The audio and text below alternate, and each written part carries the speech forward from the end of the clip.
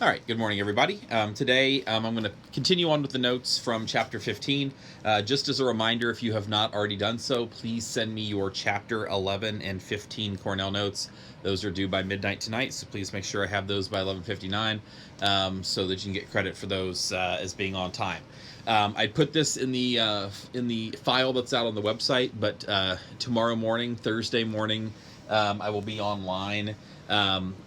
On Google Meets. If you have any questions about the AP test, if you have any questions about the upcoming tests for these chapters, anything about the final binder check, which I'll talk about a little bit more tomorrow, or anything else that you have questions about AP test wise, or anything else, please jump on there. I can answer any questions. Be on there for about half an hour tomorrow. Okay. So today we're going to talk a little bit about kind of the trend as to how the federal bureaucracy in the United States grew, particularly after the Civil War. So we ended yesterday talking about that the Civil War led to a lot more hirings in the bureaucracy, and a lot of the reason for that is that the Civil War revealed a lot of the problems and weaknesses of our government, the same way that the things happening during the Articles of Confederation, Shays' Rebellion, things like that revealed the weaknesses of the Articles of Confederation. The Civil War revealed a lot of problems with our current government. The biggest one being our food supply. So when the southern states seceded from the Union, one thing that we don't oftentimes think about is that we get a lot of our food from the southern states. So the northern states were struggling. They really didn't, they were really struggling to make sure that they could feed themselves, have enough food to survive, given that a lot of our population centers were in the north. So in 1862, the federal government, this is right in the middle of the Civil War, creates the Department of Agriculture. And the Department of Agriculture was created primarily to address that agricultural shortage that we had in the U.S. during the Civil War. So that's going to add in a bunch of new positions to our government. As we move through after the Civil War, we're going to see some more events leading to different situations. After we have the Pendleton Act, we talked before about the Pendleton Act, which got rid of patronage positions in government. The Pendleton Act was passed in 1883, but we start seeing the assassination of President Garfield was in 1881, so we start seeing kind of the beginning stages of this, and we start seeing the growth of union jobs in certain areas. So unionization really didn't pick up until the early 1900s, but we started to see the creation of some early labor unions, and that led to the creation of the Department of Labor in 1882. To kind of regulate government control of workers and to make sure that workers in a lot of cases were protected. Now, we didn't have nearly as many labor laws as we have today, but we did have a decent number back then, and we were trying to make sure we had protected our workers. 1903, we're going to create the Department of Commerce, and the Commerce Department kind of looks at a lot of other economic issues that aren't from a worker perspective and looks at kind of the overall big picture of our economy, particularly as we moved into the 1900s and we started to see industrialization, manufacturing jobs start to pop up. The Department of Commerce is going to expand quite a bit. Now, oftentimes these early cabinet departments, they were not there to serve people, but to regulate. So they were trying to regulate farmers. They were trying to regulate unions, regulate businesses to make sure that Americans were protected and that we had what we needed going forward. A lot of research components, things like that. So those early agencies really didn't do a whole lot of service components. And if you kind of look at some of our more recent ones, they don't really either. So if you look at the Department of Homeland Security, their job is not service. It's not to serve people. Now, we do have some cabinet departments that do. Veterans Affairs obviously serves people, education, but a lot of the other ones don't. They're there to regulate different things that are happening in our economy. So as the American economy changed and America changed as we moved through the 1800s and the early 1900s, more cabinet departments start to pop up. Now, the first ever commission that was designed to regulate the American economy started in 1887, and this was called the Interstate Commerce Commission. And the reason why it took 100 years for us to have any sort of thing that regulated the economy is that the framers of the Constitution really didn't believe that the economy should be regulated. They believed in what we call laissez-faire economics, and you probably learned about this in world history when you were freshmen. This was associated with a guy by the name of Adam Smith, and Adam Smith said that the economy would work fine with what he called the invisible hand. If government just stays out of things, the economy will regulate itself. And that's really what the framers believed. So we didn't really have a lot of powers written into the Constitution, which allowed the government to regulate businesses or to regulate a lot of things. So this idea of laissez-faire economics meant that for 100 years we really didn't do any regulation. So the Constitution also never mentioned bureaucrats.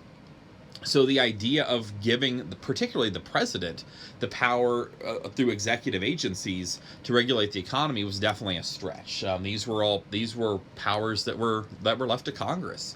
It was Congress's job to provide oversight of things, not the executive branch. So that's the way things were viewed for a long time. So the Interstate Commerce Commission really starts to change that. Now, as we move forward, particularly when we get to the Great Depression and we get to FDR and the New Deal after the Great Depression, we start to see that a lot of the things we weren't regulating allowed different groups to take advantage of people. So we saw that the banks were taking advantage of people during the Great Depression. Businesses were giving unsafe working conditions to their workers. So the government starts to step in and regulate a lot more things than they had regulated in the past. Now, part of the reason for that as well was that there was a recognition that Congress really didn't have the time to do regulation when they were trying to pass bills, all of the things that Congress does today, all of their committee meetings and things like that. They didn't really know a whole lot about regulating different industries. They couldn't regulate the food industry or agriculture or businesses or things like that. So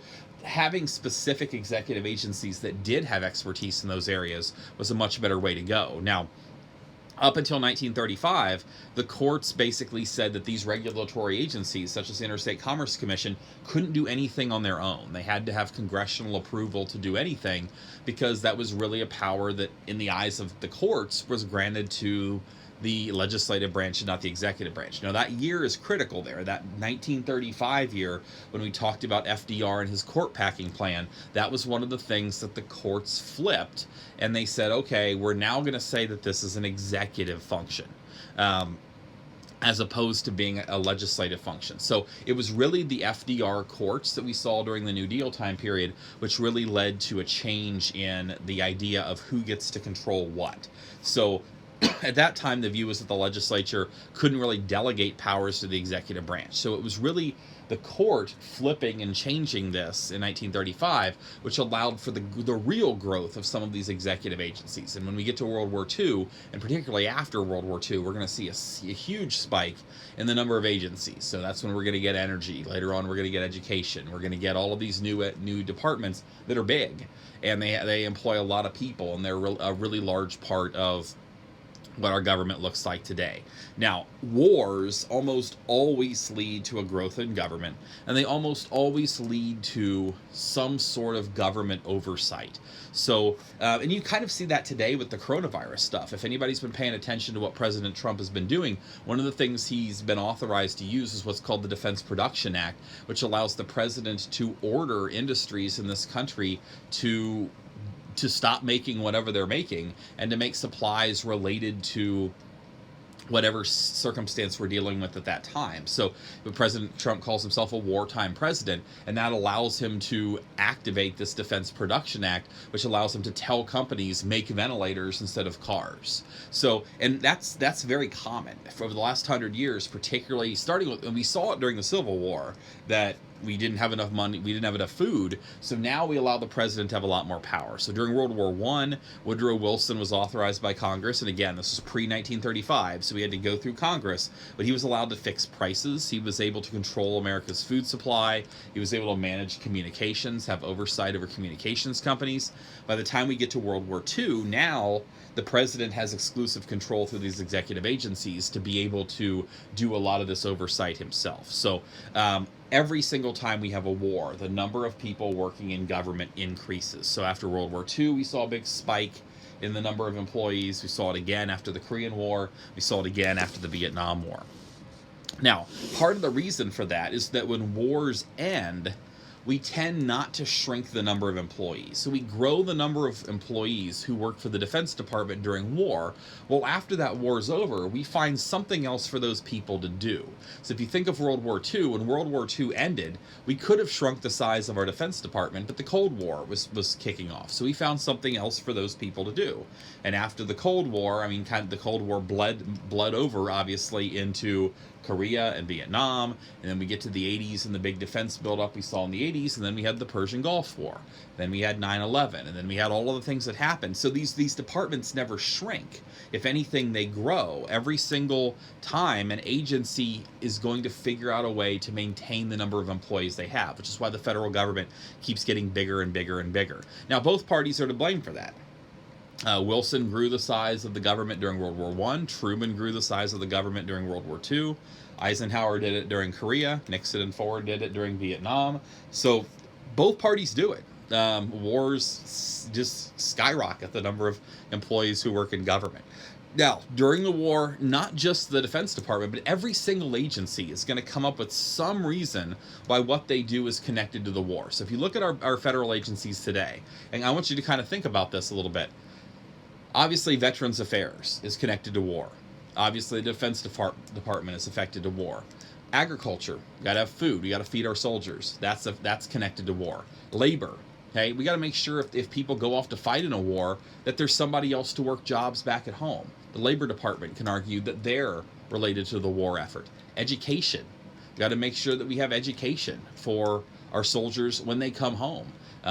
There's been a lot of programs, the GI Bill being one of them, which is a bill that Congress passed that allows soldiers to get a free education after they come back to the United States. So that's linked. So every single agency, every department in the federal government is going to argue that they're connected to the war, and Congress is going to be really hesitant to vote against funding those agencies. If you look at the stimulus packages that are going out now because of the coronavirus, Congress keeps passing these billions and trillion-dollar bills, and these are having huge long-term impacts on our national deficit, but nobody's going to vote against it because it's needed. And the same idea is what happens during wartime, is that we think it's needed, so we don't vote against it, and we just keep growing the size of the federal government. So today's bureaucracy is really as big as it is because of two things: the Great Depression and World War II. Obviously, the Great Depression and the New Deal, FDR significantly grew the size of government. The courts started to rule in his favor and lead to the creation of a lot of these executive agencies, and not only that, gave those executive agencies power that was separate of Congress. Today, the Department of Education can do things and they don't have to ask permission of Congress to do it. Homeland Security, State, all these other departments can do the same. Now, Congress ultimately has oversight. They can call those people in and ask them a bunch of questions, but at the end of the day, they can really do what they want. World War II was the first time the U.S. fought a war in which the federal income tax was used heavily. Now, the income tax had been in play right at the end of World War I, but we really didn't start using it very heavily until World War II. The amount of money we collected from federal income tax increased from $5 billion to $44 billion just during the time period of World War II. So we were collecting a lot of revenue, and we were obviously using that on the war effort, but when the war was over, we kept collecting that same amount of revenue. So we had all of that money coming in. Now we just found different things to use it on. A lot of times those were things related to the Cold War. And then a lot of economic growth during the 1950s. After World War II was over, the 50s were a very prosperous time. The suburbs started to grow. Americans started to have a lot more money. So things were good in America after World War II. And a lot of that was due to some government spending that we saw during that time. The end of the war generally brings no tax reduction, as I just said. Country believes that high levels of military preparedness are necessary. So after World War II, we got the Cold War. Then after we start winding down with the Cold War, we get Persian Gulf, and then we get 9/11. And we have to defend ourselves from terrorism. And we just keep seeing situation after situation after situation where people just continued to feel a need for certain government programs that happen to be in place. Now, pre-World War II, and I think this is a significant stat here. Prior to World War II, the average American paid $7 a year in federal taxes. $7 a year is all the average American paid in federal taxes. Okay. Now, the reason I want to stress this is I'm sitting here right now, okay, looking at my tax return. And I just ended up doing my taxes a few weeks ago. So I've got all my tax return material here. I've got my W-2 that I'm looking at from Northmont, and just to Northmont, okay, from my money at Northmont, I paid over $4,000 in federal taxes in the calendar year of 2019. So I do some side work writing questions for academic leagues around the state. Just in federal taxes through my job at Northmont, I paid $4,000 in federal taxes. Now, it was $7 prior to World War II. So you can see the amount of money that they're collecting from even middle income people in this country is really, really high today. So we're finding ways to spend that money on all sorts of different things. Obviously 9/11, Department of Homeland Security, when we created that department, had 180,000 employees. So that's brand new. So over the course of the last 20 years, we've added 180,000 employees to the Department of Homeland Security. Only the Defense Department and Veterans Affairs have more employees than that. So we were adding these huge cabinet departments. I would not be shocked if we saw some major reorganization of Health and Human Services after this coronavirus outbreak passes, because what we've seen is we have a very big weakness in our public health system. And that's something that really needs to be reorganized under Health and Human Services to really fix some of the problems so that we don't see this happening again, because our public health system was really, really depleted, and that's really led to some of the problems that we're seeing right now. Okay. All right. One more slide and we'll be done. What we're going to pick up tomorrow is we're going to talk a little bit more about how the bureaucracy works today. And I just want to kind of revisit a couple of these terms that we looked at before. Today, we obviously use the merit principle for hiring people, so it's no longer patronage. So if you want to get a job today for, let's say, the Department of Commerce or Agriculture, you're going to have some sort of degree in those fields. It's not that you know somebody. So we saw that change with the Pendleton Act. We restructured the way that we do our government so that you have to have skills to be able to hold those jobs. Now, we talked earlier this year as well about the Hatch Act. The Hatch Act was passed in 1939 that basically says if you are a civil service employee, if you're somebody in this federal bureaucracy and you're at work, you're not engaging in any sort of partisan politics. So if I work for the Department of Agriculture and my job is to oversee farmers in Iowa, I'm overseeing farmers and I'm not advocating for political candidates or anything like that. So my job is very specific and it cannot be partisan or anything related to politics in nature. Now, one of the big things that has happened since the 1960s is that the number of federal employees that we see is stable. Okay, even though I've talked about we've had these huge increases in some of these departments, but what we've seen now is a shift to people not working in Washington, D.C., a shift to moving people all around the United States, and that has seen almost a growth of almost 13 million federal employees who work outside of Washington, D.C., working indirectly for the federal government through proxy government or carrying out some sort of task that's going on in some sort of capacity. So federal bureaucracy has grown fairly significantly, but it's not necessarily a bunch of people sitting in offices in Washington, D.C. It's not necessarily what we think of when we think about that. Okay? All right, today's writing prompt. I want you to think about the coronavirus outbreak that's going on today. Okay, we talked before spring break about proxy government and the idea of government giving money to other people to carry out certain tasks. I want you to describe for me some circumstances that are happening today in which the coronavirus outbreak is being managed or maintained through proxy government. Just kind of think about that a little bit, what that might look like, how government might be carrying out tasks through proxy government. So that writing prompt is due today. Make sure you also get your binder in before midnight, and I will talk to everybody tomorrow. Again, I'll have the Google Meet online tomorrow morning. If you have any specific questions you want to talk to me about in person, you can look me up there. Otherwise, I'll have a presentation up for you tomorrow as well. Have a good day, everybody.